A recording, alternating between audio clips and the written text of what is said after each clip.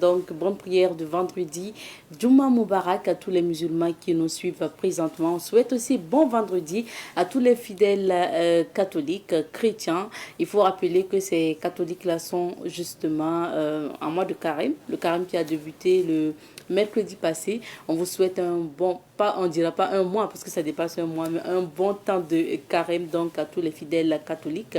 Merci, que Dieu Tout-Puissant vous accompagne tout au long de ces jours de jeûne et d'abstinence et justement ces moments donc de prière et de recueillement.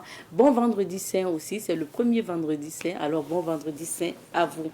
Madame, Messieurs, fidèles téléspectateurs de Bonjour le Faso, bonjour à tous et bienvenue à ce dernier numéro de la semaine, bien sûr, de l'émission Bonjour le Faso. Cette semaine, vous le savez, nous découvrons les pics de Sendou. Aujourd'hui, on vous propose le récapitulatif des témoignages que nous avons pu recueillir pour vous, donc à travers, bien sûr, notre guide touristique. Aujourd'hui, vous aurez également la revue de presse. On va vous donner donc les informations. Et dans la rubrique Invité du jour, nous faisons le point sur la participation des étalons à la Coupe d'Afrique des Nations 2023 qui s'est tenue en Côte d'Ivoire jusqu'au 11 février dernier. On va parler de tout ça avec un consultant sportif. Il s'agit de M. Issouf Dem, qui est notre invité du jour. Plus tard, on verra donc les différentes routes qu'on peut rencontrer au niveau donc de la circulation. Le cas du Burkina Faso, bien sûr, avec notre formateur à Victoire Auto-École. Il s'agit de M. Nema Palinfo qui sera là pour la sécurité routière. Et pour finir, Honoré Onadia sera là pour les rendez-vous du week-end. Alors, ça promet. Donc, on vous invite à ne pas zapper, rester avec nous. Et voilà, on vous conduira jusqu'à 9h00 sur Savane TV. Nous partons tout de suite et maintenant à Sendou pour débuter l'aventure. Partons à la découverte des pics de Sendou cette semaine et pour finir la semaine aujourd'hui, on va vous proposer de suivre encore les témoignages que nous avons pu recueillir sur place pour vous. Les pics de Sendou, il faut le rappeler, se trouvent au niveau du village Sénoufo, Sendou.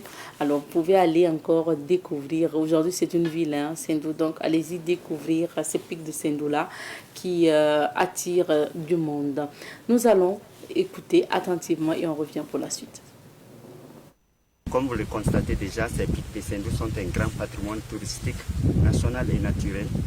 Mais c'est aussi un très grand patrimoine culturel, en même temps culturel pour la population sénéfo de Sendou, aussi pour les sénéfos de l'Afrique de l'Ouest, car on y organise souvent des rites, tels que des méditations, des vœux, des sacrifices, et une petite partie de l'initiation des jeunes est souvent organisée à partir de ce site. Bien sûr, l'initiation des jeunes au masque sénéfo. Donc c'est pourquoi nous demandons à tous visiteurs de pratiquer l'écotourisme qui consiste à visiter, à apprécier, à profiter, mais à ne pas participer à sa dégradation. Pour dire que pendant la visite, on ne doit rien laisser sur le site à travers les stations, les lotistes et les papiers. On dit bien les pics de Sendou car c'est un site qui a été habité par la population de Sendou. Il nous reste toujours des vestiges tels que des morceaux de poterie, des meules, etc. L'origine de cette pics de Sendou remonte près de la mer précambrienne. Il y a environ 670 millions d'années selon la géologie. Et pour dire qu'en ce moment, une grande partie de l'Afrique était couverte par l'eau. Et cette eau, pendant son retrait, a laissé développer la sédimentation du sable qui ensuite s'est compactée pour donner naissance à ces blocs de rochers. Et cette roche de nature grès est composée de sable, de mica, de quartz et un peu de métal. Rongée, sculptée et taillée par l'érosion hydrique, l'érosion éolienne, l'érosion par la dilatation et par l'action des plantes, ces roches ont pris des formes de pics et même des formes imaginaires. Donc quand on va arriver sur le plateau, nous allons pouvoir imaginer beaucoup de choses. Et pour la montée, on va partir par ces escaliers pour se retrouver sur un plateau d'environ 4 km qui a été habité et utilisé comme forteresse naturelle par la population sénéfo de Sendou pour se mettre à l'abri des razzias et des guerres tribales du XIVe siècle jusqu'en 1813. Et lieu de culte et de croyance pour les sénéfos, ce plateau reste un site sacré où se tiennent toujours des pratiques ancestrales animistes. On a des formes imaginaires, parce que j'ai dit au début que ces roches avaient été rongées, sculptées et taillées par l'érosion du vent de la pluie pour prendre des formes de pics et même des formes imaginaires. Quand vous regardez par là, moi personnellement je trouve quelques trois têtes. Il y a une première tête à gauche qui porte un petit bonnet sur le crâne. Voilà, une deuxième au milieu avec un long cou qui a une coiffure asiatique. Voilà, et voici une troisième. Voilà, un peu vers la droite. Voilà. C'est l'une des cases que vous voyez sont les décors d'un film qui a été tourné ici en 1994 par le cinéaste Dani Kouyaté. Et comme on dit bien que le site avait été habité par la population de Sendou, il y a beaucoup qui pensent que c'est les vrais restes du village qui sont là, alors que non, c'est les décors du film. Ça avait été fait en 1994 par le cinéaste Dani Kouyaté. Et le titre du film, c'est L'héritage du griot ou Soundiata Keita. Un film africain qui a eu grand succès à l'époque au FESPACO.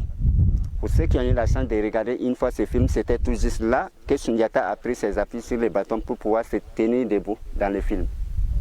Voilà. Donc, en 1994. Voilà. Et dans ce film aussi, on avait essayé de représenter un peu la culture sénifo. Puisque bien avant en pays sénifo, les maisons carrées ou rectangulaires que vous voyez de l'autre côté étaient réservées uniquement aux hommes. Pendant que les cases rondes étaient destinées aux femmes, car les cases rondes donnaient les signes de fécondité, la rondeur. Et on trouvait toujours des poteries au niveau des murs. Il y avait un canari renversé tout juste au niveau du mur ici, tout juste à l'entrée officielle. Et ces poteries servaient d'abriter les fétiches protecteurs de la famille royale, comme c'était de l'animisme total en son temps. Mais on en trouvait d'autres aussi qui servaient d'issue de secours. En cas d'attaque, au lieu de faire tomber les murs, il fallait casser ces poteries-là et puis sortir immédiatement par ces trous. Parce que tout pouvait arriver à tout moment et il fallait tout prévoir.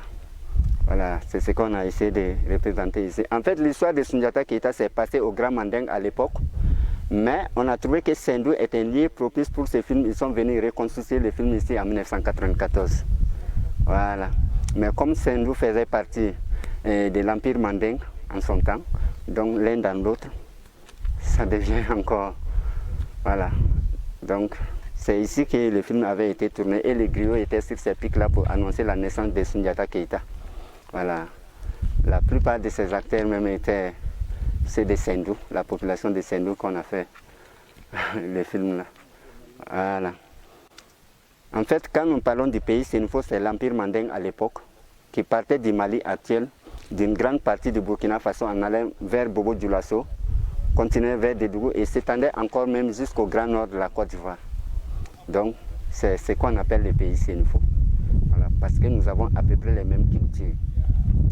Et sachez bien que ce village de Sendou avait été créé vers le début du XIVe siècle par des sénifos qui avaient quitté le sud de l'actuelle République du Mali au cours de la guerre tribale entre les Toucouleurs et Bambara à la recherche d'une terre propice à la vie humaine et à l'agriculture. Comme vous le savez bien, les sénifos sont des grands agriculteurs et si ce n'est pas maintenant, le pouvoir ne les intéressait même pas. C'est des gars qui couraient toujours à la recherche des terres fertiles, avoir beaucoup à manger et lorsque les greniers sont pleins, c'est-à-dire si les récoltes sont bonnes pendant la saison sèche, on ne passe qu'aux funérailles et au mariage.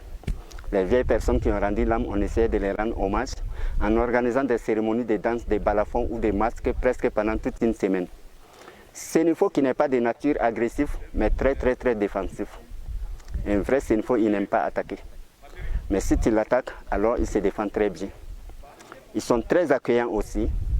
C'est pourquoi à chaque fois si vous traversez un village sénifo et que vous faites bien la remarque, vous allez constater qu'il y a toujours des greniers au bord de la route. Cela a une signification.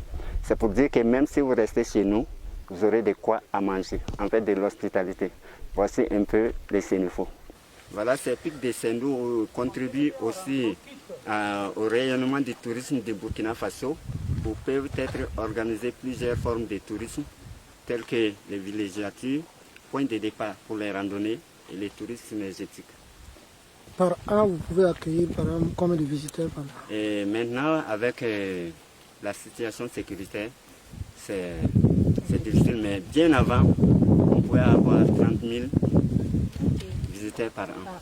Il y avait de l'affluence. Mais maintenant, on peut passer des mois sans avoir de visiteurs.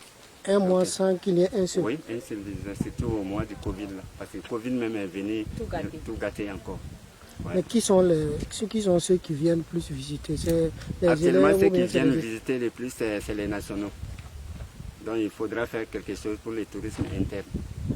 Bon, je peux dire que c'est après le passage du ministre Sango qu'il y a eu un peu d'affluence. Les gens ont eu le courage de venir, sinon avant, ça, il n'y avait même pas de visiteurs. Ouais. Mais dès qu'il a fait les tours, voilà, ça repris un peu avec les nationaux. Mais quelles sont vos difficultés ici? Nos difficultés sont énormes. Bon. Et premièrement, j'allais dire que, bon, par exemple, là où on était, sous les hangars, donc il n'y a pas d'abri. Pourtant, s'il y a l'affluence, on peut avoir un groupe de 300 personnes souvent. Oui, parce qu'il y a des groupes scolaires qui viennent pour visiter. Et si c'est pendant la saison pluvieuse, il n'y a pas d'abri. Il n'y a pas d'abri. Donc nous demandons si vous pouvez faire quelque chose pour nous, pour que les gens puissent s'abriter, être à l'ombre au moins, avant d'entamer la visite. Voilà. Et la voie aussi au niveau de l'entrée officielle, il y a beaucoup de camions qui s'embourbent. Voilà, beaucoup de véhicules qui s'embourbent là, pendant la saison pluvieuse. Donc si on pouvait faire quelque chose aussi, pour faciliter l'accès, ça serait mieux. Ouais. Et la visite, c'est combien? La visite, ça fait 500 par personne les nationaux et 1000 pour les expatriés. Merci de votre attention concernant la découverte, bien sûr, des pics de Sendou que nous vous invitons à découvrir physiquement. Allez-y, faites le déplacement à Sendou pour découvrir ces pics-là. Pour la suite, nous allons maintenant nous informer à travers la revue de presse. Et pour ce vendredi, nous sommes avec le directeur de l'information du Savane Média, Elhadj Ismaïl Arabo, que nous retrouvons. Bonjour Elhadj. Bonjour Adzeta, bonjour à vous tous, bonjour à vous tous. Nous débutons par... La cohésion. Ok. La cohésion affiche à sa une alliance des États du Sahel, les ministres en concertation à Ouaga. Lutte contre la fraude, plus de 80 tonnes de riz saisies dans le Oué. Activité de l'année 2023 du MAT TDS, 85% de taux de réalisation physique enregistré. Évaluation des contrats d'objectifs 2023, le travail des ministres à la loupe du PM. Kwame Nkrumah, le père du panafricanisme.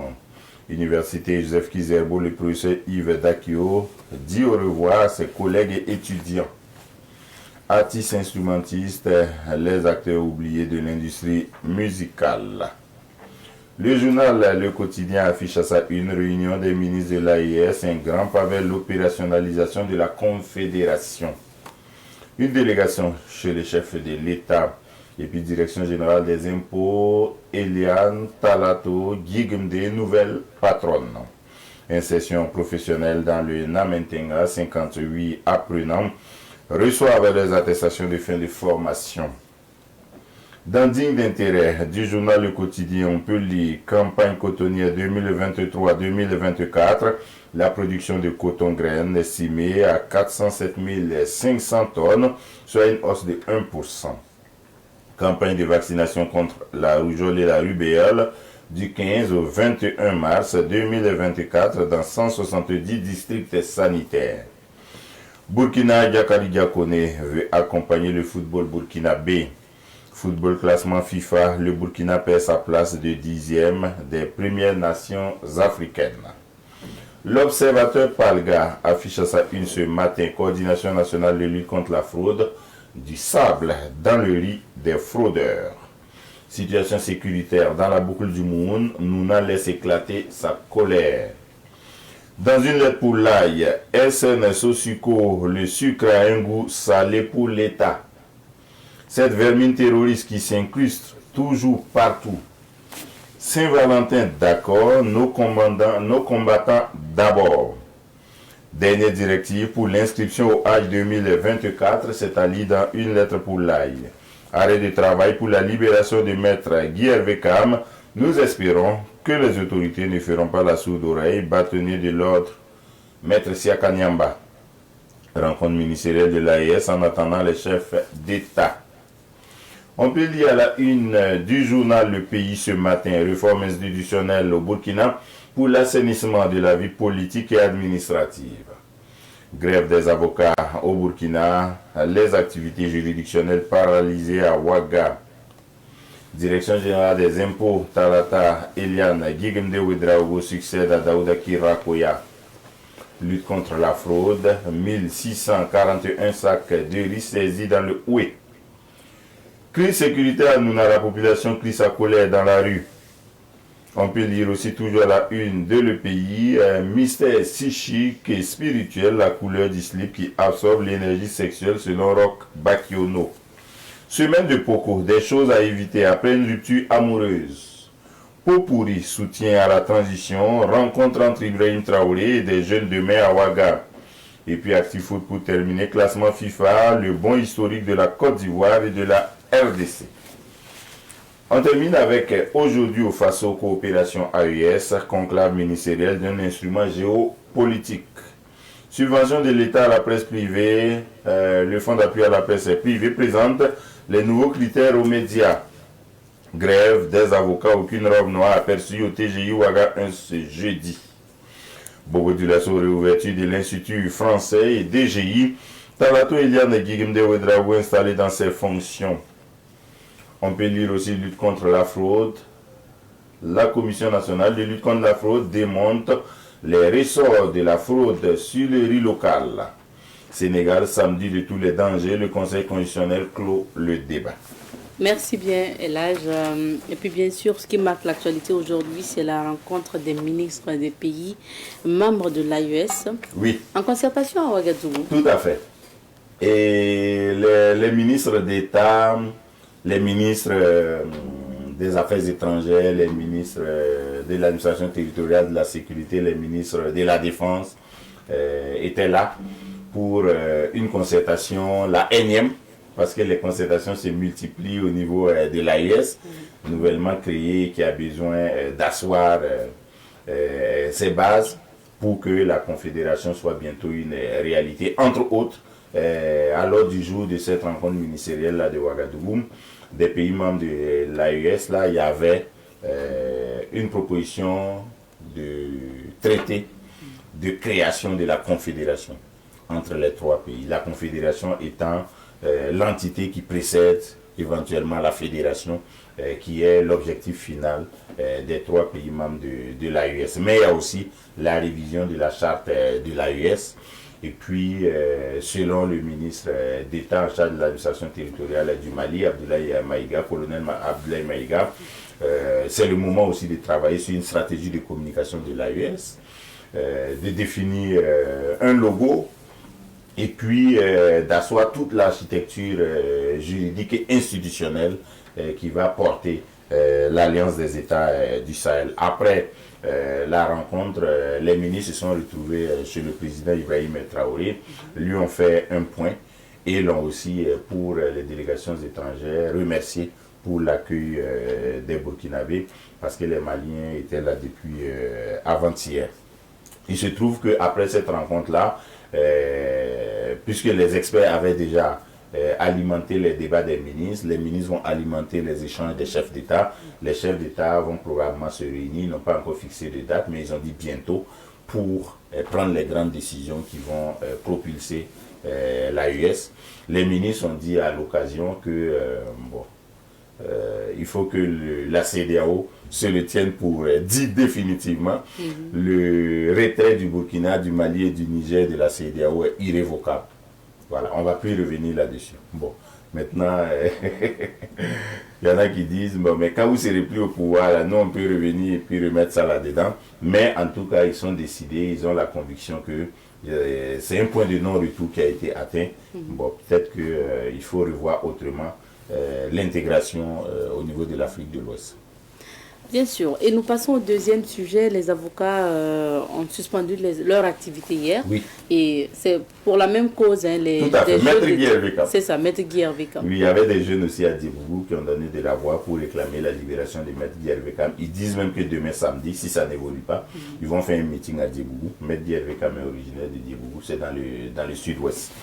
Les avocats ont annoncé leur arrêt de travail depuis plus d'une semaine maintenant. Et ils ont dit, jusque-là, on n'a pas d'éléments probants qui disent que Maître Guy Hervé Kam est poursuivi, il lui est reproché telle ou telle chose, le procureur général près la cour d'appel de Ouagadougou a été saisi, le bâtonnier a été informé, rien de tout cela. Donc ça convainc qu'il n'y a pas de procédure judiciaire à son encontre et qu'il est détenu illégalement. Donc les avocats ont décidé effectivement d'arrêter le travail hier. On a pu le vérifier par-ci par-là. Il n'y avait pas de robe noire dans les tribunaux. Ça fait que beaucoup de procès ont été renvoyés. C'est normal. Et puis, moi, ça a paralysé quelque peu les palais de justice. C'est normal. Et on attend de voir. S'il n'y a pas d'évolution, peut-être que les avocats vont encore donner de la voix. En tout cas, Maître Siaka Nyamba, qui est l'actuel bâtonnier, le bâtonnier sortant, a dit que ils espèrent bien que les autorités vont écouter le message des avocats et faire ce qui doit être fait pour que Maître Guy Hervé Kam recouvre la liberté. D'accord. Et c'est du même coup que les jeunes aussi ont marché? Oui, ils n'ont pas marché, ils ont fait une conférence de presse. Ils ont dit qu'ils ont constaté aussi l'illégalité de l'arrestation de Maître Guy Hervé Kam. Et ils ont dit que probablement ce samedi, donc samedi 17, ils pourraient à Diegougou animer un meeting pour dire qu'ils ne sont pas contents de cette situation. Attendons de voir. Pendant ce temps, le président du FASO va rencontrer des jeunes. Oui, à Ouagadougou, c'est prévu au Palais des Sports de Ouaga 2000 demain. J'ai entendu dire que les t-shirts, les casquettes, les banderoles des associations pro-transition et autres ne sont pas autorisés. Ça veut dire que c'est une rencontre vraiment entre le président et les jeunes. Pour tout le monde. Voilà. Pour tout le monde. Ça veut dire que tout le monde peut et doit venir pour échanger avec le président autour de la situation du pays et voir dans quel sens son gouvernement mène la barque au Burkina et éventuellement poser les préoccupations majeures, parce que les préoccupations il y en a en termes de sécurité mais également des situations humanitaires, on l'a vu par-ci par-là, et il y a des localités qui donnent de la voix par rapport à ça. C'est l'occasion d'en parler.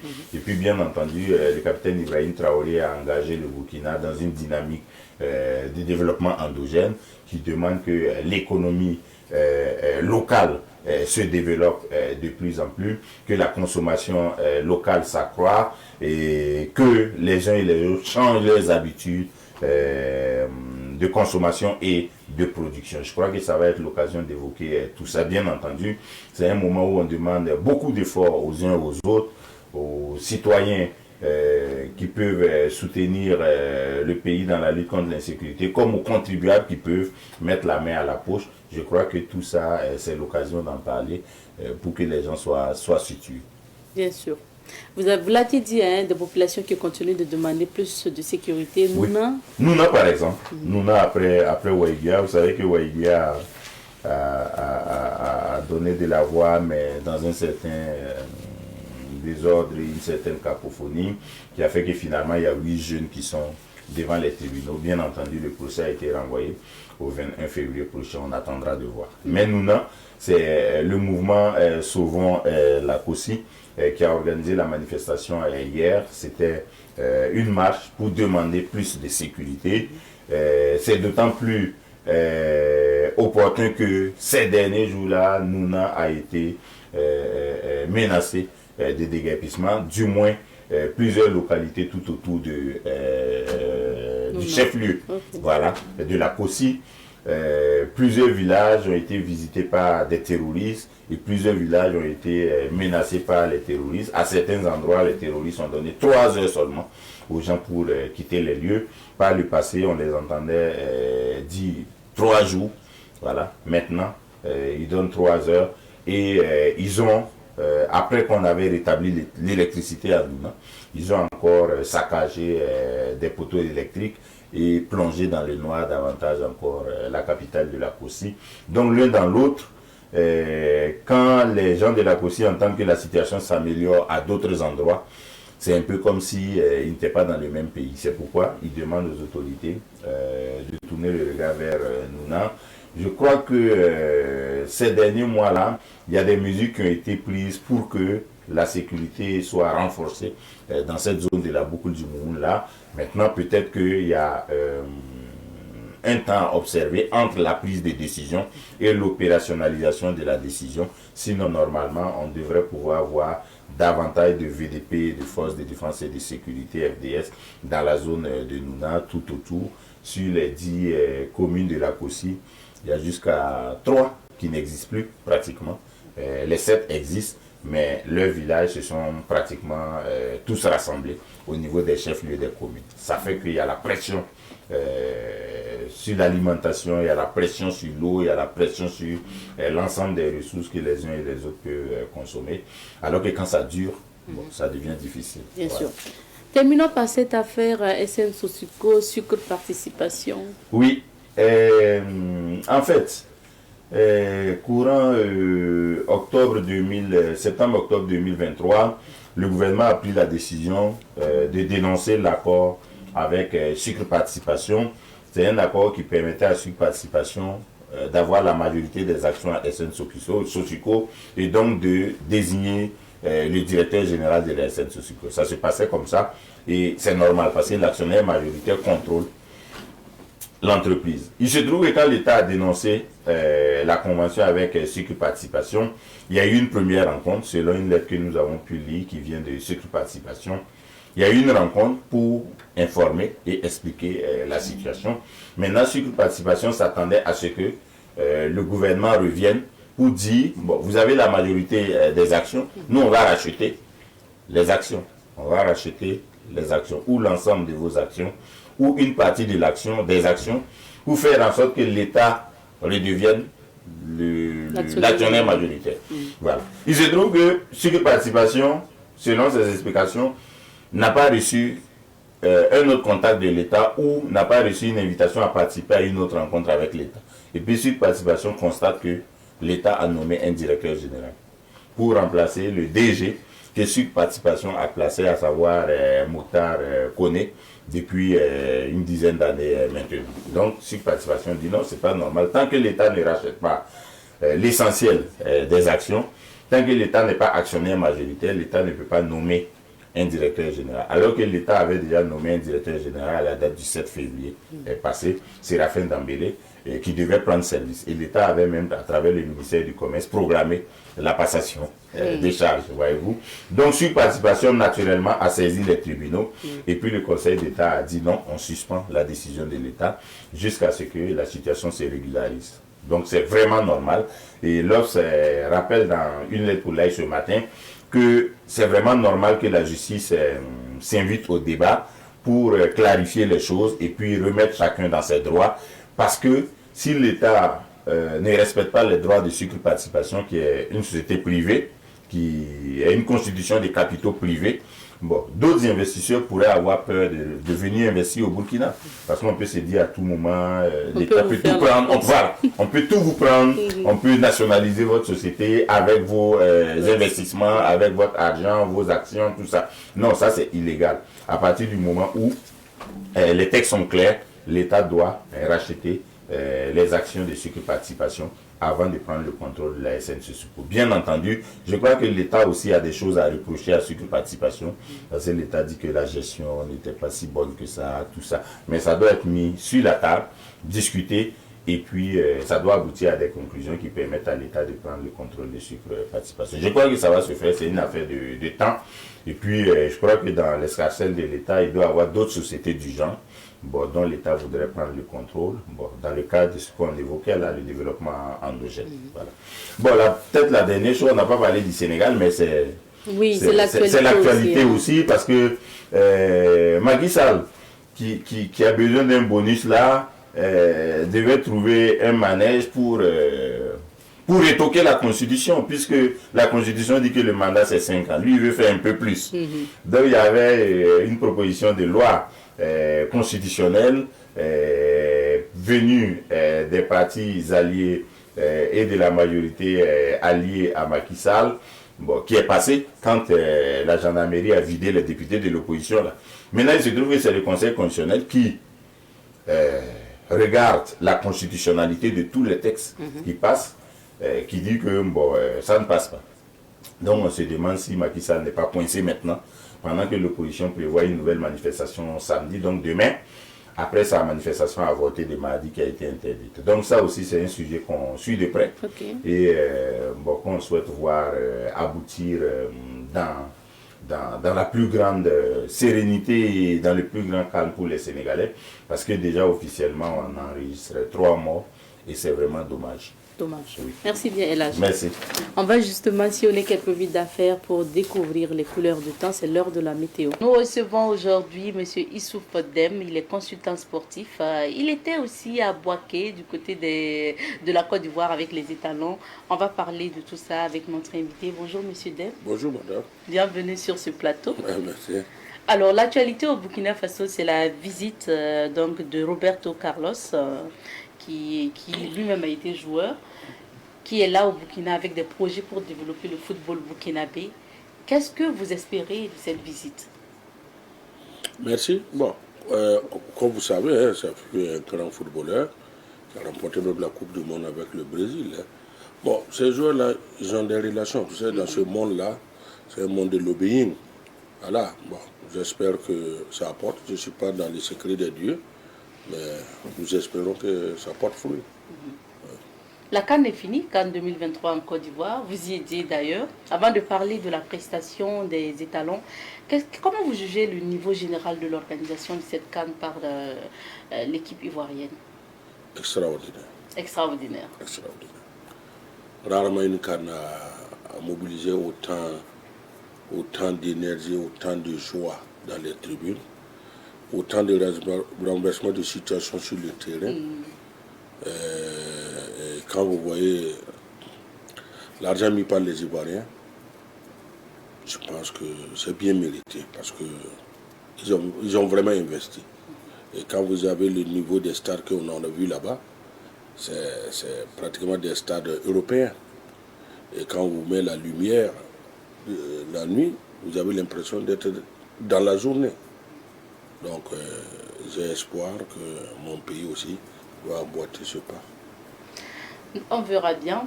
Et côté qualité de la prestation des équipes en compétition? Je pense que le niveau était très élevé. Ouais.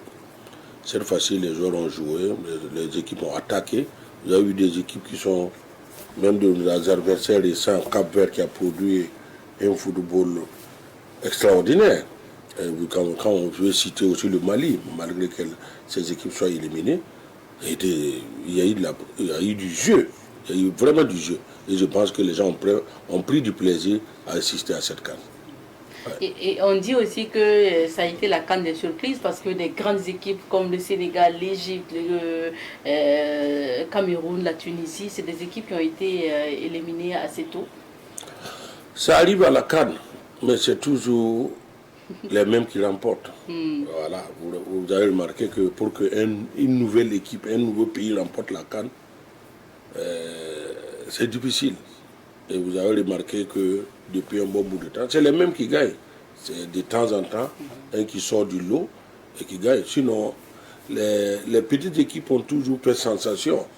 Mais comment faire pour remporter la coupe? Vous voyez, la dernière fois qu'une équipe qui n'a jamais remporté la coupe a remporté, c'était la Zambie en 2012.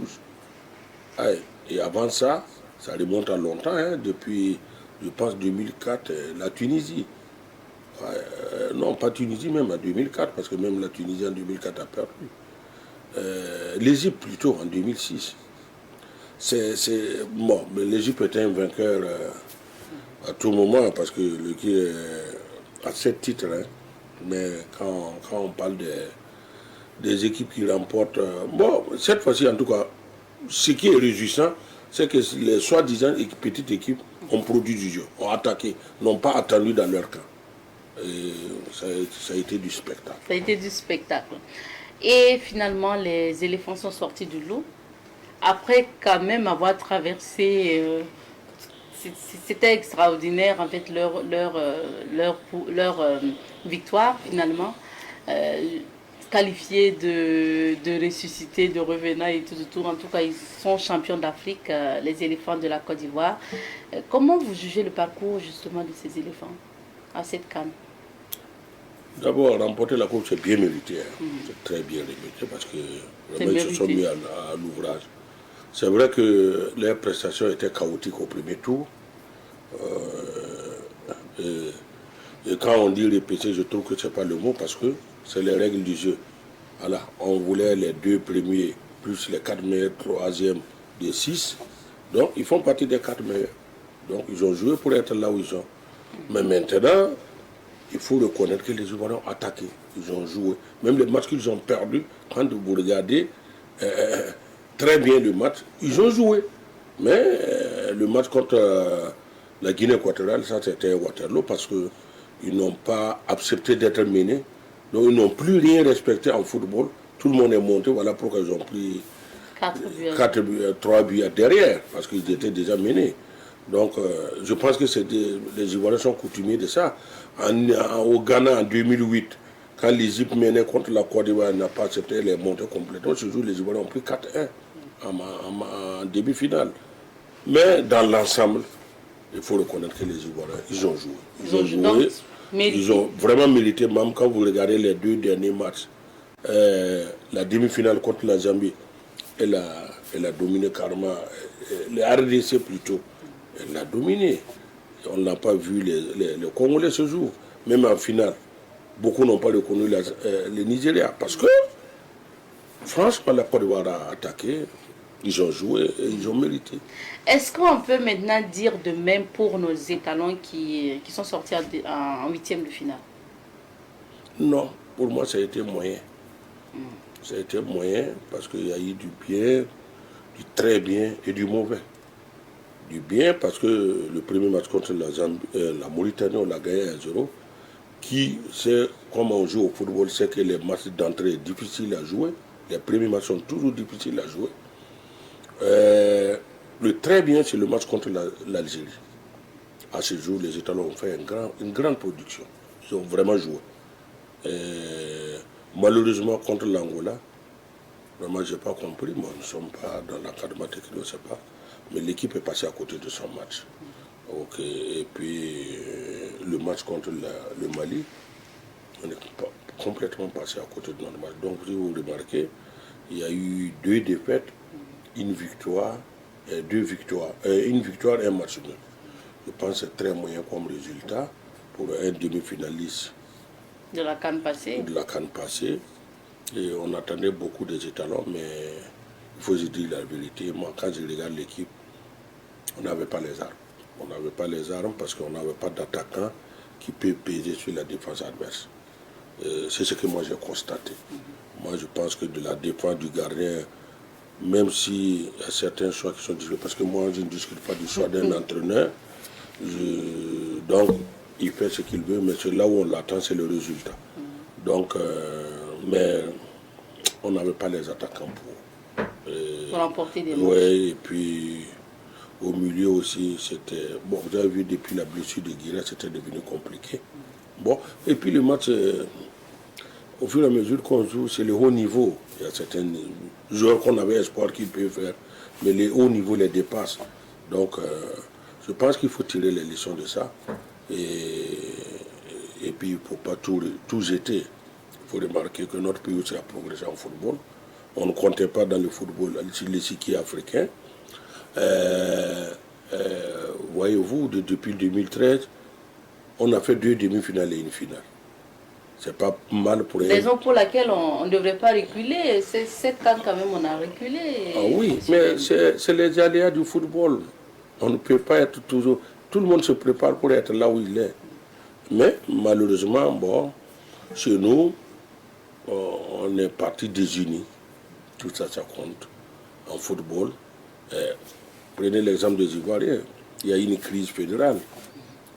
On a même dissous la fédération. Il y a eu une commission de normalisation.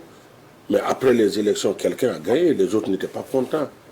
Mais voyez l'engouement, voyez comment les Ivoiriens se sont soudés derrière leur équipe. Voilà, c'est très important. Donc, comme le dit les mots aussi, je me t'avais capable de c'est ça aussi. Donc cette leçon-là, il faut qu'on se dise la vérité. L'équipe nationale est au-dessus de nous tous. Notre pays est au-dessus de nous tous. Quand on va en compétition extérieure, il faut que les gens arrêtent tout ce qui se passe. Vous avez vu la crise avant la CAN. On les a dit, ça ne peut pas ne pas jouer sur l'équipe. Il faut être un novice ou un profane pour croire à ça. Maintenant, ceux qui ont vendu ça se trompent. Le résultat est là. Vous parlez de la crise, on ne va pas dire au sein de la fédération. Non, pas de la fédération, entre les clubs. Les clubs et notamment le président de la fédération. Oui, mais si vous savez, tout ça s'est suscité. Donc, il faut arrêter.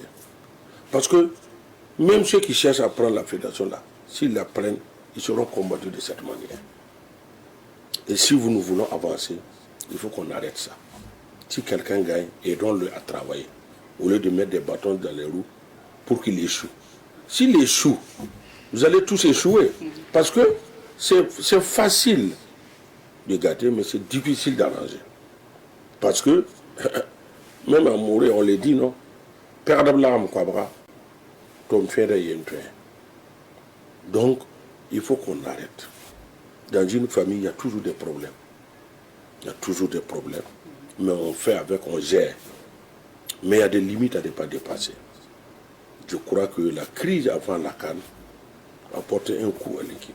Est-ce que l'équipe, les étalons avaient aussi le mental qu'il fallait pour affronter ces équipes-là à la CAN? Est-ce que les joueurs... Vous me posez une question difficile, je ne veux pas dire toute ma pensée. Mais pour moi, avant d'avoir le mental, il faut être uni. Et quand on est uni, le mental après, ça c'est sur le terrain. Mais en attendant, en allant à une compétition, il faut être uni. Mais certains pensent même qu'il y a eu des frustrations. Il peut y avoir des frustrations entre les joueurs parce qu'il y a certains qui reçoivent la convocation, arrivent tardivement pour débuter en fait les phases d'entraînement avec les autres, alors que d'autres sont là. Après, c'est ceux qui arrivent tardivement qui sont titularisés parce qu'ils sont vus en griffe comme les stars en fait de l'équipe. Ça peut créer des frustrations, ce qui fait que l'équipe n'est pas forcément soudée quand on les voit sur le terrain. Madame, vous voyez l'équipe ivoirienne, elle a remporté la CAN. Mais il y a eu des frustrations au milieu. Dans tout le groupement d'hommes, il y a toujours des problèmes. Moi, je ne défends pas les stars, mais je trouve que cette manière de faire aussi n'est pas bonne. Voilà. Mais je vous dis, il y a... Je ne rentre pas dans le choix des entraîneurs. Généralement, moi, je entraîneur ou joueur, moi, je ne supporte pas. Moi, c'est l'équipe que je supporte. Et je trouve que ce qui est essentiel, c'est que quand on va en compétition, il faut se donner tous les armes pour pouvoir gagner. Apparemment, on ne s'est pas donné tous les armes pour gagner. Si vous regardez bien, l'État a joué sa partition. Ils ont mis les moyens vraiment pour que les équipes on puisse aller. Mais tu as beau mettre de l'argent dans une situation, il faut qu'on soit unis pour y aller. Et je pense que cette fois-ci, quand vous regardez bien, la fédération et le ministère ont travaillé main dans la main. Ils ont vraiment mis les moyens. Voilà, pour c'est une occasion de féliciter l'État du Burkina. Nous sommes dans un pays qui a tellement de problèmes urgents et vitaux. Malgré tout, les moyens qu'on a mis à la disposition des étalons, c'était des moyens colossaux. Donc, vraiment, félicitations à l'État du Burkina qui a compris que pour gagner, il faut mettre les moyens. Il faut mettre les moyens. Venons-en aux solutions, messieurs Dem. Aujourd'hui, on est allé à cette CAN. Bon, ça n'a pas marché pour nous. On doit se projeter pour 2025 parce que c'est juste à côté aussi au Maroc. Qu'est-ce qu'on doit changer pour espérer remporter cette coupe en 2025? Moi, je vais dire l'unité d'abord. Donc, il faut résoudre les querelles là, entre président de fédération, club et tout ça. Non, ça doit se résoudre en assemblée générale. C'est pas dans la rue. Voilà, ça, je ne rentre pas dans ça. Moi, j'ai dit l'unité d'abord. Il faut qu'on sache que l'intérêt du pays au-dessus de nos intérêts primaires. Ça, c'est la première des choses. Et puis faire le point. Trouver l'encadrement qui va pouvoir travailler. Et parce que cet encadrement, trouver un encadrement qui est loyal à l'entraîneur national. Ça, c'est primordial. Et l'encadrement à part, les joueurs à part. Et sélectionner les joueurs qui peuvent nous donner des satisfactions. Et je pense que de plus en plus, Nous avons des grands footballeurs professionnels. Il faut surtout se donner les moyens de les rechercher et bien organiser notre championnat. Parce qu'on s'est rendu compte que dans notre championnat, il y a des joueurs qui peuvent apporter. Mais malheureusement, si vous êtes en grève, comment sélectionner des joueurs qui sont en grève? Voilà. Si le championnat même ne roule pas voilà. Normalement. Donc, et arrêtez de mettre dans les bâtons des roues des fédés. Si l'élection est finie, on attend dans 4 ans. Et on donne les solutions pour qu'on puisse avancer. Et si vous remarquez chez nous, ce n'est pas les perdants qui sont les problèmes. Ceux qui sont partis aux élections qui ont perdu le problème. C'est le camp gagnant qui nous a mis dans ce problème. C'est ceux qui ont gagné les élections en 2020. C'est leur querelle intestine qui les jaillit sur tout le monde. C'est une vérité qu'on ne veut pas qu'on dise, mais que je l'ai dit sur tous les plateaux. Ça crève l'œil. Mais il faut que les gens sachent mettre bas la terre. Dans toute famille, il y a des querelles, mais on gère. Il y a des limites à ne pas dépasser. Imaginez notre pays, les problèmes que le pays traverse à l'heure actuelle. Ça devait donner à réfléchir à certains que si les étalons même faisaient une bonne prestation, ça allait adoucir les mœurs. Vous avez remarqué comment, quand les étalons font une bonne prestation, vous voyez la joie qu'il y a dans le pays. Vous avez vu comment les Ivoiriens ont gagné, vous avez vu le nombre de gens dans la rue. Ça fait oublier certaines choses. Et ça donne de l'espoir que nous sommes un pays aussi qui arrive à remporter des trophées. Voilà. Donc moi je pense que la première des choses à faire, c'est d'être unis et savoir que toute chose a son temps. Toute chose a son temps. Et puis, ce que j'ai dit, l'actuelle fédération ne serait pas là dans quelques années. C'est comme ça, c'est dans l'ordre normal de la vie. Donc c'est nous qui sommes pressés. Voilà. Et puis, ceux aussi là, ils vont passer la main à d'autres. Donc, travaillons à construire. Donc, c'est laisser tranquillement Lazare Bansé finir son mandat. Oui, mais c'est les acteurs qui l'ont voté. Moi, par exemple, moi j'avais un candidat qui était Amadou Traoré. Mais il a gagné, c'est fini. On attend dans 4 ans, celui qui veut prétendre, qu'il prétende. Mais quand des gens pensent qu'ils ne peuvent pas gagner les élections, ils pensent qu'ils doivent tomber avant les élections, ça pose problème. C'est ça, c'est une vérité. Parce que les gens, les armes qu'ils ont utilisées pour venir, ils ne veulent pas qu'on utilise ces armes contre eux. C'est ça la vérité, c'est ça la réalité de notre football aujourd'hui. Mais j'espère que les gens comprendront. Vous avez parlé de l'encadrement technique. Le sélectionneur Hubert Veluz qui avait conduit les étalons en Côte d'Ivoire a été remercié. Pour vous, qui est-ce qu'il faut comme entraîneur à l'équipe des étalons pour espérer faire de meilleurs résultats?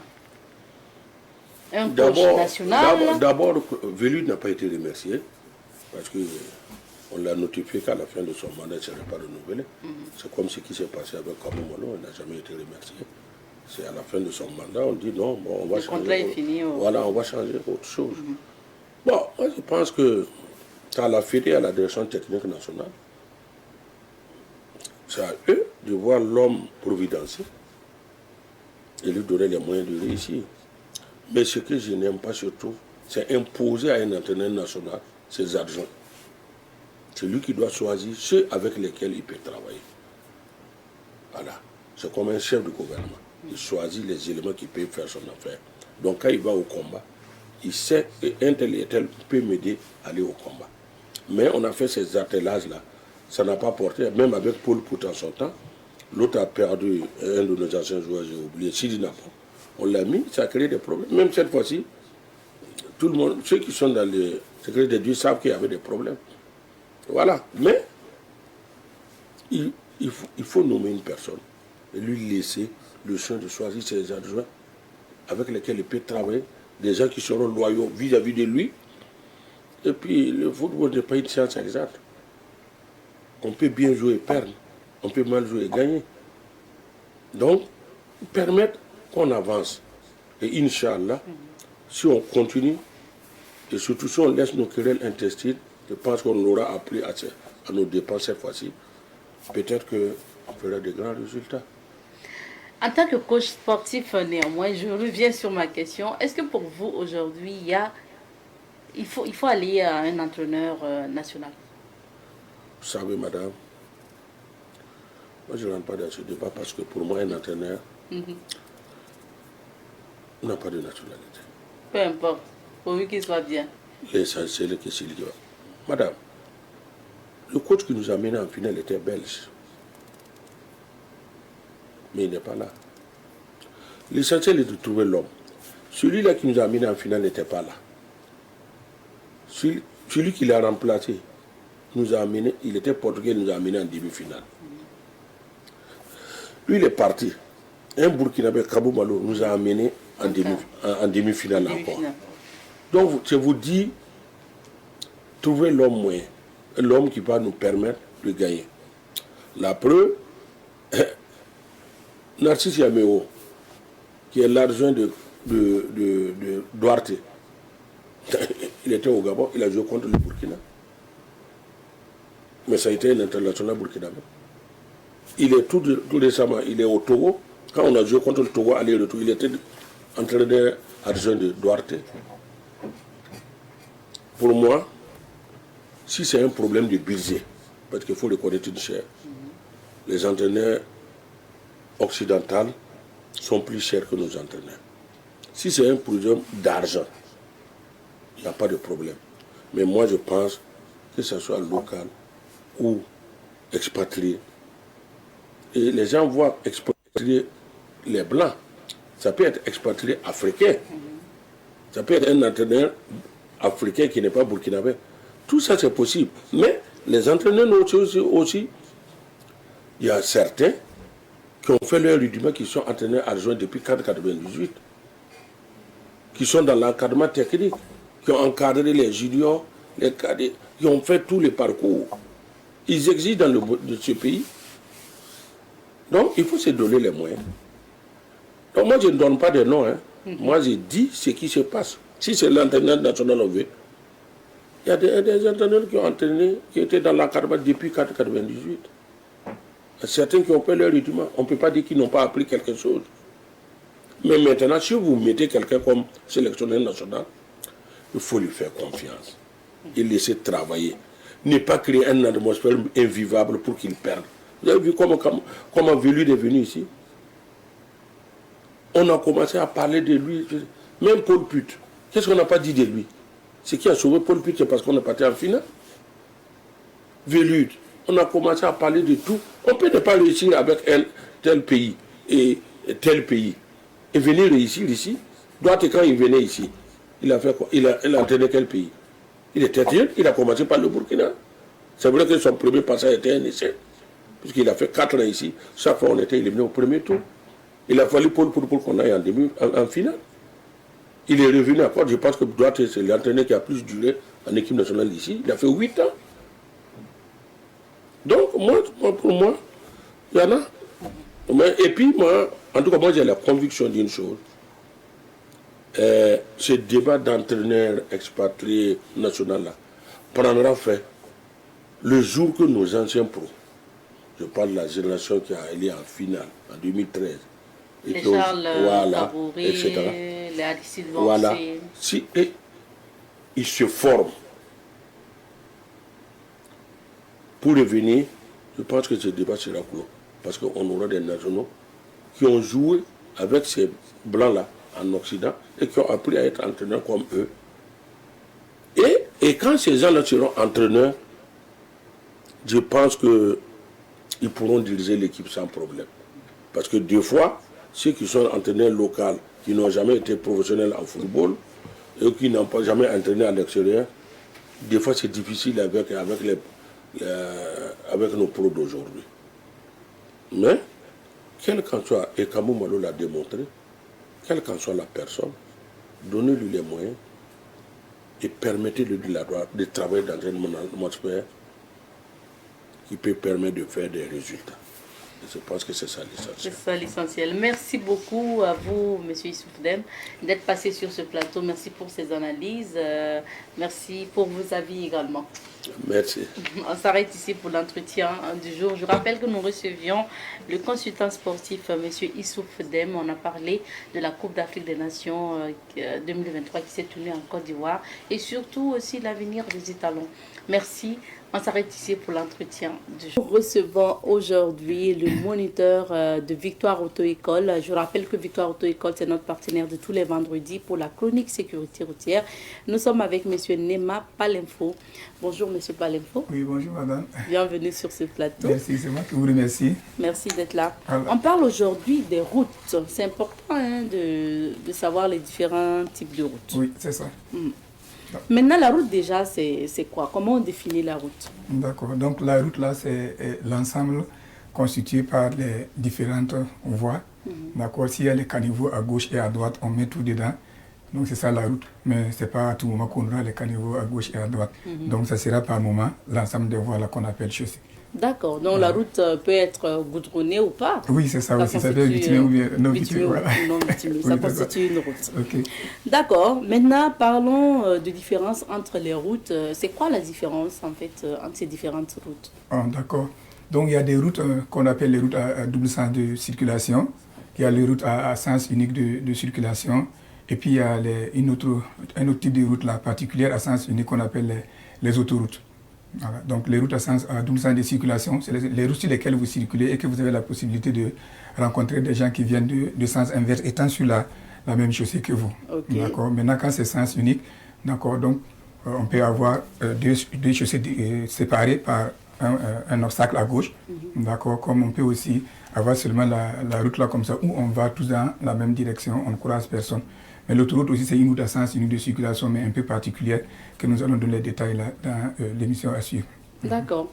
Alors, Monsieur Palenfo, je ne sais pas si les images sont OK, comme ça on allait justement faire la différence entre donc, la route à double sens de circulation, à sens unique, et puis l'autoroute. Ça, c'est au Burkina. Oui, ça, Donc, c'est au Burkina, ça c'est une route à sens unique de c'est la voie du CIAO, juste Voilà, oui, la c'est pédiatrie, là. Oh, oui, Ok. mais ils ont montré ça de l'autre côté. Voilà. Comme ça, vous voyez des gens qui viennent, mais il y a un béton à votre droite là. Donc, ceux qui sont de l'autre côté là vont dans un sens, ceux-là aussi viennent dans un autre sens. Donc, c'est la route à double sens. Non, de ça c'est circulation. sens unique de circulation, Sens séparé au unique. milieu là, par un obstacle qu'on appelle le terre-plein central. Si on peut passer une autre image, voilà. Par exemple, ça, c'est ça la chose qu'on appelle à sens unique, mais c'est séparé en deux par l'obstacle qui est au milieu là. Chacun va dans le même sens. Donc, à cause de l'obstacle, on ne peut pas se retrouver facilement de l'autre côté. Donc, quand on l'aborde, on va dans ce sens-là. Pour revenir derrière, on n'est pas autorisé à reprendre la chaussée. Il faut aller carrément jusqu'à ce que vous trouvez une intersection maintenant pour tourner et aller de l'autre côté. On peut Ça, passer. c'est l'échangeur. C'est en fait à l'entrée de l'échangeur. De l'échangeur, oui. Ou à la sortie encore. Ok. Il y a voilà, bon, ça c'est l'échangeur. Je vais aborder même la question Oui, de le cas l'échangeur. des échangeurs. Voilà, oui. C'est quelques particularités des routes comme ça. Ok.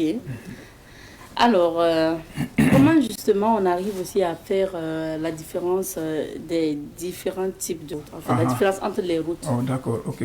Pour reconnaître une route à double sens de circulation, là, si vous êtes hors agglomération, il faut regarder à l'extrémité gauche de votre, dans le sens de votre circulation, à la fin du goudron à gauche, là, si les lignes là, sont tracées de façon entrecoupée, d'accord, à la fin du goudron à gauche, ça c'est double sens de circulation. Aussi, le code de la route aussi classe les routes là, aussi dans la double sens de circulation. Lorsque un goudron est fait aussi sans trace de peinture, d'accord, quand vous circulez sur un goudron nu comme ça aussi c'est une route à double sens de circulation. Maintenant, la sens unique là, donc c'est à gauche, à votre gauche, à la fin du goudron là, soit la ligne est tracée continue, ou bien il y a un obstacle, comme je disais là, ça peut être le béton, comme on voit ici là, qu'on appelle le terre-plein central, comme ça peut être aussi des barres de fer qu'on appelle les glissières de sécurité, ou bien tout autre obstacle là, qui peut vous empêcher de vous retrouver de l'autre côté de la chaussée. Voilà. Maintenant, pour l'autoroute, la différence... Nous, on n'a pas d'autoroute. Non, on n'a pas d'autoroute ici, mais je voulais seulement définir. Mais je vais venir maintenant pour la particularité maintenant de nos routes à Ouaga. Sinon, l'autoroute là, c'est la sens unique aussi, avec ces mêmes particularités, comme on reconnaît la route à sens unique. Mais seulement, la voie la plus à droite sur l'autoroute là, est remarquable. Elle est tracée d'une façon particulière. Et c'est ça qu'on appelle une bande d'arrêt d'urgence. Lorsque vous circulez, que vous avez des malaises ou bien une panne, vous serez là-bas pour résoudre vos problèmes. C'est ça qui fait la différence entre l'autoroute et la route à sens unique simple de circulation. L'autoroute qu'on retrouve dans les pays assez développés. Voilà, c'est ça. Mais en espérant que ici, ça va arriver. Voilà. D'accord. Prenons justement le cas de nos routes, le cas des routes au Burkina. Oui. C'est quoi la particularité? Et puis après, quels sont les types de routes qu'on rencontre au Burkina? Voilà. Ici, comme vous venez de dire, là, on n'a pas d'autoroute d'abord. On n'a pas d'autoroute pour le moment. Donc, on a des routes à double sens de circulation et puis des routes à sens unique. Mais il faut déjà remarquer que toutes nos routes sont des routes nationales qui relient les différentes grandes villes du pays. D'accord? Donc, c'est hors de la ville, là, toutes les routes sont à double sens de circulation. Maintenant, c'est que la particularité, c'est avec deux voies seulement. Deux voies seulement. La voie de droite, c'est pour la marche normale. Et la voie de gauche, maintenant, c'est pour faire les dépassements. Alors qu'il y a d'autres pays où c'est à double sens avec trois voies. Donc, une voie au milieu qu'on appelle voie centrale. Tout le monde rentre là-bas pour dépasser. Pourtant, chez nous, avec les deux voies seulement, on est obligé maintenant de prendre la voie de gauche là, qui est réservée en principe pour la circulation venant de sens inverse là. Mais on est obligé de rentrer là-bas pour dépasser. Voilà pourquoi on recommande la prudence et puis moins de vitesse en circulation, hors agglomération, comme la vitesse est élevée. Donc, pour faire un dépassement là, il faut beaucoup faire des calculs pour ne pas gêner ceux qui viennent en face. Ok. Voilà. Maintenant, dans nos villes aussi, il y a justement les échanges. Voilà, mais en ville ici, il faut remarquer aussi qu'il y a les doubles sens de circulation et il y a les sens uniques aussi, comme j'ai expliqué là, comme on les reconnaît là, avec les obstacles à gauche, ou bien la ligne tracée continue. Mais il y a le cas maintenant des échangeurs, les rocards là, voilà. Oui. Voilà, donc, ça, vous avez dit quoi, les rocards, oui. Donc normalement c'est fait en sorte pour que la circulation là, puisse être beaucoup plus fluide, quoi, pour quitter rapidement, ou bien bon, dans la ville que ça soit dénoué, d'accord. Mais maintenant, on remarque que beaucoup se perdent. Hein. Sinon, les échangeurs là sont toujours abordés dans un seul sens unique, d'accord, avec l'obstacle. Après, si vous vous trompez... voilà, c'est ça. Oui, parce que les gens ne sont pas encore habitués. Et puis, surtout, beaucoup ne savent pas lire là. C'est ça qui fait. Sinon, il y a les panneaux qui renseignent en l'air. D'accord, c'est bien décrit, par exemple, les différents quartiers. Il y a les flèches qui montrent les voies là, qui sont affectées vers ces quartiers-là. Donc, il suffit seulement de suivre les indications des flèches. Mais beaucoup ne connaissent pas. Très souvent, tu vois des gens qui se perdent pour aller se retrouver même en sens inverse, même sur l'échangeur. C'est très dangereux. Il y a des véhicules même qui là-bas tombés. Il y a des images ici. Voilà, ça, c'est les échangeurs. Vous voyez, c'est écrit avec les flèches qui montrent. C'est l'échangeur du voilà, et chez Tampouille, là, voilà.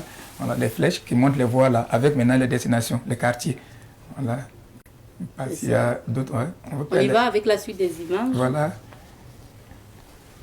On y va avec les images, la suite. Voilà, D'accord, donc on va revenir sur les images tout à l'heure. Oui. Vous l'avez dit, hein, pour les échangeurs. Oui. Il y a que beaucoup ne maîtrisent pas justement voilà, donc, les routes. Les voies à suivre. Mais en principe, vous pensez que les échangeurs facilitent en fait, la circulation? Oui, bien sûr, puisque c'est un anneau qu'on a fait donc, rapidement. Et puis c'est comme le système des autoroutes là. Une fois que vous l'avez abordé, en principe, jusqu'à ce que vous allez sortir là, vous ne devrez pas rencontrer un feu tricolore. Oui, c'est vrai. Voilà, c'est ça on revient à l'image, je pense que ça c'est, je ne sais pas si c'est Goumé. Voilà. C'est Goumé? Voilà, oui, ça, non, Tampouille là. Voilà, c'est à la montée à Tampouille là. Quand vous montez comme ça, une fois que vous avez abordé, dès que vous rentrez sur l'échangeur, vous ne devez plus vous arrêter. C'est vrai. Selon là où vous voulez partir, jusqu'à ce que vous allez arriver à la limite, là, ça permet vraiment la fluidité de la... feu aussi, voilà, ça permet la fluidité de la circulation, vous voyez. Dès que vous êtes dedans, vous êtes parti, quoi. Voilà, mais l'obstacle est à gauche. Voilà, donc si vous êtes trompé là, c'est difficile, hein. Vous pouvez aller à sortir du quartier pour revenir encore plus tard. Mais le système des autoroutes, même c'est comme ça, même si tu es trompé là, c'est fini, tu peux aller jusqu'à dans une autre ville pour revenir un peu plus tard. Puis que tu ne peux pas rebousser chemin en étant sur la même chaussée. C'est ça en fait. On a parlé du cas des échangeurs. Malheureusement, la tache noire, c'est qu'aujourd'hui, il y a des inciviques qui ont brisé un peu les... disons, comment on appelle ça, les glissés de sécurité là, oui, on appelle ça des glissés de sécurité. Voilà. Ils ont brisé ça en fait, soit pour pouvoir passer avec des vélos, des motos ou encore à pied. Ou bien beaucoup aussi ne connaissent pas, donc le fait qu'ils se trompent, qu'ils veulent peut-être tourner pour revenir là, ils heurtent ça facilement et puis ils sont partis, c'est vraiment dommage. Sinon ça risque, ça embellit vraiment la ville. Mais si on en arrive à là, vraiment c'est l'incivisme même au Burkina, là ça cause beaucoup un problème. Vous allez voir les faits tricolores, même beaucoup viennent à cogner ça, fracasser, déposer et puis c'est un peu dommage, oui c'est ça.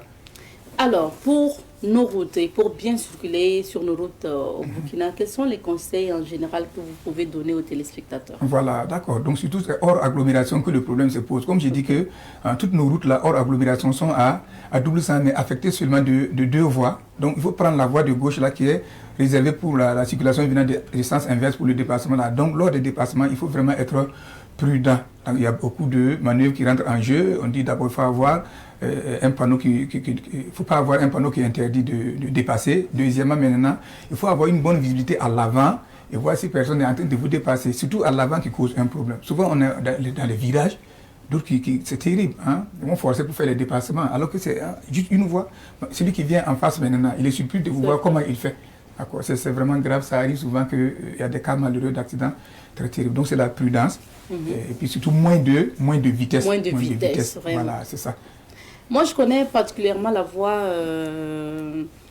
menant à Moctedo et autres là. Oui. Ça veut dire que dès que vous descendez de l'échangeur de l'Est, vous continuez tout droit. C'est la voie en fait qui va jusqu'à Moctedo et tout. C'est quand même pas une voie assez large, il faut le remarquer. Il y a des véhicules qui viennent, il y a des véhicules qui partent et vous croisez. Voilà. Et quand il y a virage, vraiment, moi, chaque fois que je suis dans des cars, quand il y a virage, j'ai un peu peur. Voilà, c'est ça justement. Et puis beaucoup même vont aller faire les arrêts et les stationnements en bordure de chaussée. Déjà, même que ce n'est pas large, encore vous avez été, c'est des manœuvres à vraiment éviter.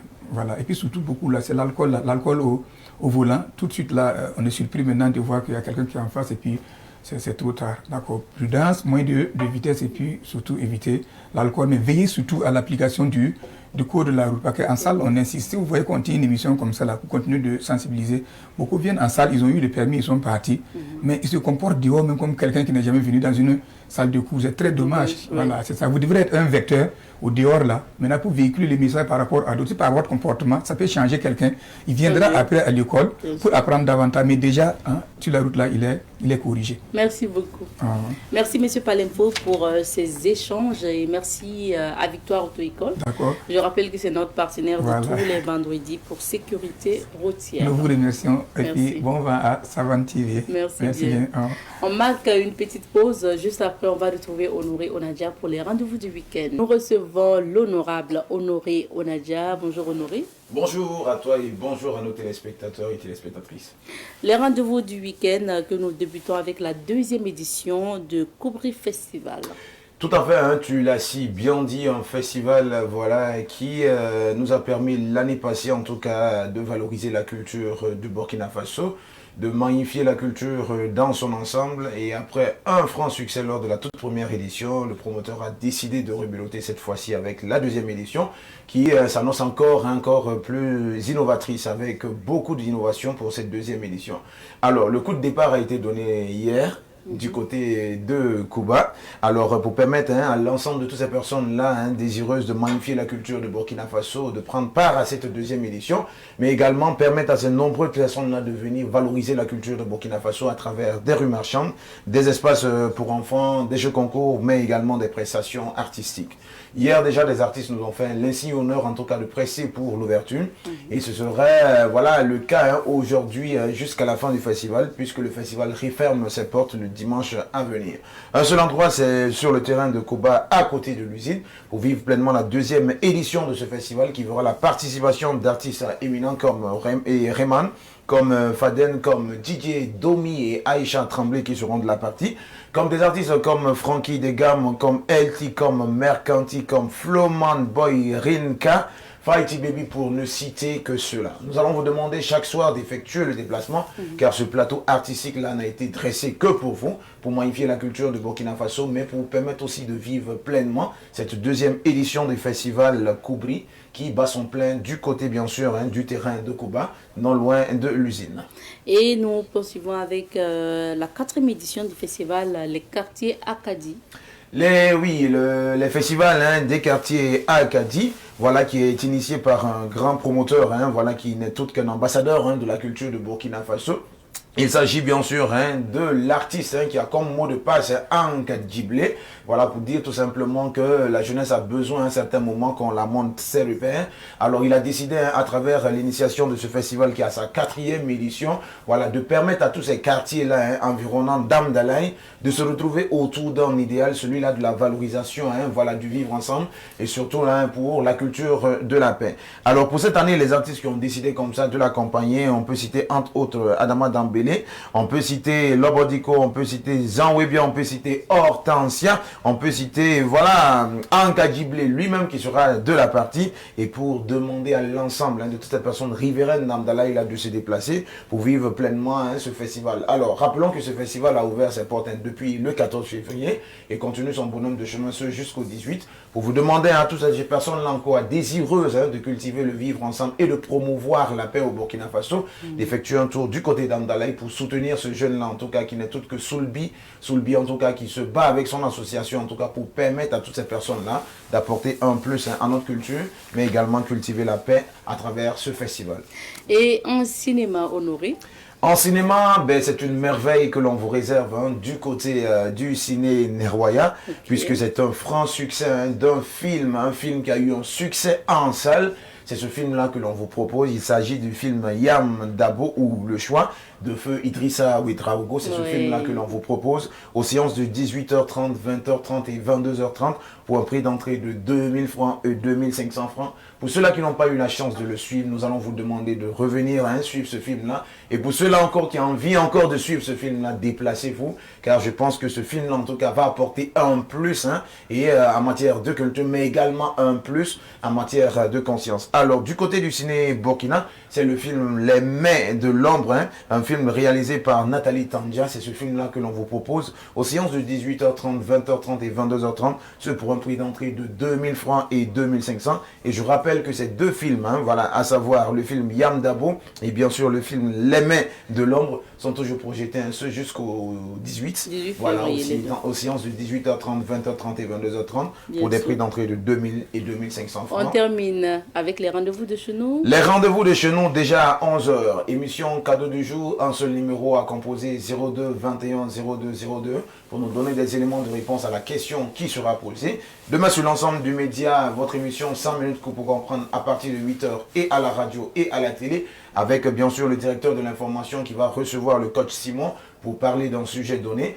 En plus de cela, le dimanche, on vous retrouve dans 7 jours dans la savane à partir de 12h45. Voilà, pour faire la rétrospective des actualités de la semaine. Mais n'oubliez pas aussi ce grand rendez-vous que vous propose le capitaine Rasmané, voilà, qui est tout simplement le rétro sonré. Le samedi déjà à la télé à partir de 14h, une rediffusion le dimanche à partir de 7h30 et pour la radio le dimanche à 6h. N'oubliez pas aussi qu'on a toujours la chance de vous proposer un compil des proverbes et des pensées. C'est les samedis du côté de la télé à partir de 6h et bien sûr du côté de la télé les dimanches également à partir de 6h pour vous dire tout simplement que Savane a décidé d'être la puissance de la communication. Sur ce, on vous souhaite un bon Juma Moubarak. Merci et que le bon bien. Dieu agrée nos différents vœux. Merci, amen. Et bon vendredi saint aussi à tous les fidèles catholiques. Alors, honoré vendredi prochain, on se retrouvera, Inch'Allah. Et puis, à vous, fidèles téléspectateurs, on vous dit merci de nous avoir suivis aujourd'hui tout au long de cette semaine. Merci à l'équipe technique, pilotée cette semaine par Mikaël Yamuro et puis Ernest Zida. Merci bien sûr à Laura Bama du côté de la production. Merci à tous les techniciens en salle de montage et surtout à la rédaction pour l'accompagnement. Le rendez-vous est pris pour lundi, Inch'Allah, pour d'autres aventures de l'émission Bonjour le Faso. Nous espérons nous porter mieux pour justement vous accompagner, toujours dans la bonne humeur et à vous permettre aussi d'avoir des informations tout le temps. Allez, Inch'Allah, à lundi, prenez soin de vous, bon week-end et on se dit, cuss.